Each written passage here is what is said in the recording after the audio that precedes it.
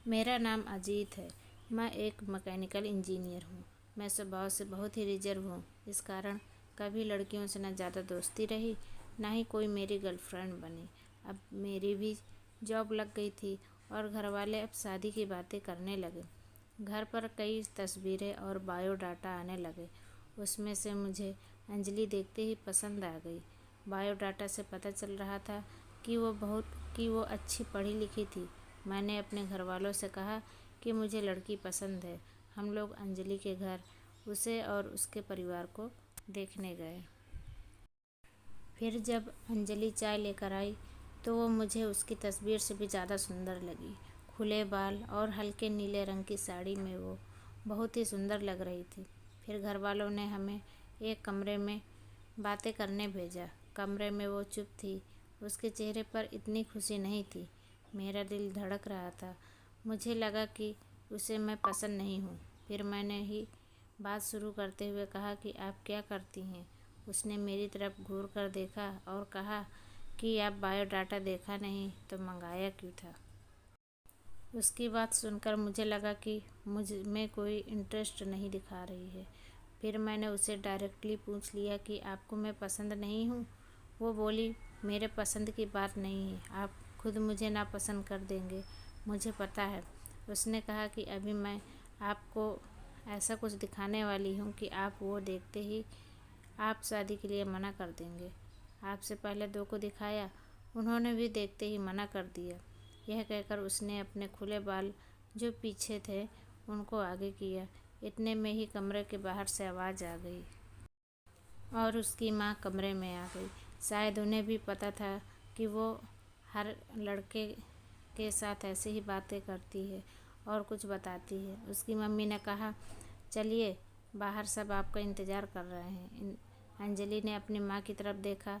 मैं बाहर आ गया और बाहर मेरी माँ और पिता, जिन्हें मेरी शादी की जल्दी थी, वो भी मेरे मुंह से बस हाँ सुनना ही चाहते थे। मेरे आते ही मेरी माँ मुझे बाहर ले गई और पूछा कि क्या तुझे लड़की पसंद है। मैं मना नहीं कर पाया, लेकिन एक बात मुझे खटक रही थी कि आखिर वो बताने वाली थी। उसकी मम्मी जिस तरह से जल्दी से कमरे में आई, मुझे बाहर ले गई, लगा ऐसा जैसे वो मेरी बातें ही सुन रही थी। मैंने शादी के लिए हाँ कर दी। मेरे घर वालों ने उन्हें हाँ में जवाब दे दिया, लेकिन अब मैं एक दुविधा में था कि मैं क्या करूं। मैंने उससे बात करना चाहा। मैंने उससे नंबर नहीं मांगा था।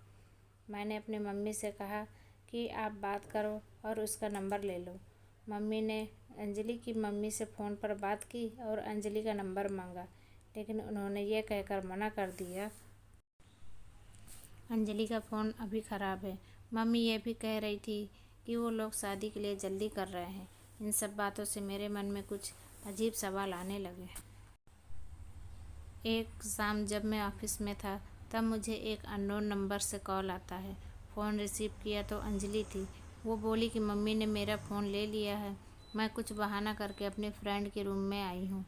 उसी के नंबर से फ़ोन कर रही हूँ। क्या आप मुझे अभी मिल सकते हो? मुझे वैसे भी उससे मिलना था। अंजलि के बताए एड्रेस पर मैं जल्दी से पहुंचा। वो उसकी फ्रेंड का रूम था। मैंने जाते ही पूछा, उस दिन की बात अधूरी रह गई थी और तुम्हारी मम्मी तुम पर नज़र क्यों रख रही है? अंजलि बोली, मैं तुम्हें कुछ दिखाना चाहती हूँ। उसके बाद तुम्हारे सारे सवालों के जवाब मिल जाएंगे। अंजलि आज भी बाल खोल कर आई थी। वो पीछे मुड़ी और अपने खुले बालों को पीठ से आगे की ओर किया। तब मुझे पता चला कि वो क्या दिखाना चाहती थी। उसके गर्दन पर एक टैटू था, सुयश नाम का।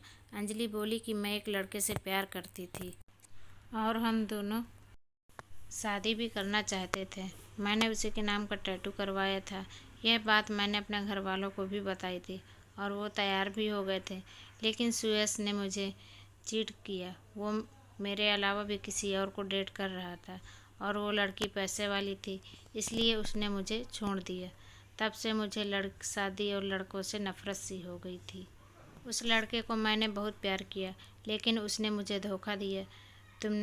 तुमसे पहले भी दो लड़कों को मैंने टैटू दिखाया और उन्होंने सच जानकर शादी के लिए मना कर दिया। मम्मी इसलिए मुझ पर नज़र रख रही थी कि मैं तुम्हें भी कहीं सच न बता दूं, लेकिन मैं लड़कों की तरह नहीं थी। मैं नई ज़िंदगी की शुरुआत सच के साथ करना चाहती हूँ। मैं सुनकर सोच में पड़ गया कि जिसको प्यार मिलता है उसे प्यार की कदर नहीं होती। आखिर इतनी प्यार करने वाली लड़की को कैसे कोई धोखा दे सकता है। मैंने कहा कि मुझे तुम्हारे पास्ट से कोई मतलब नहीं है, लेकिन मैं चाहता हूँ कि तुम मुझे भी उतना ही प्यार करो जितना उस लड़के को करती थी। अंजलि को यह उम्मीद नहीं थी। उसे लगा था मैं भी उससे शादी के लिए मना कर दूंगा। मेरी बात सुनकर उसने इतने दिनों के दबाए आंसू बहने लगे। मेरी शादी अंजलि से हो गई और मैं अपने आप को बहुत खुशकिस्मत मानता हूँ कि मुझे अंजलि जैसी सच्ची और प्यार करने वाली लाइफ पार्टनर मिली है।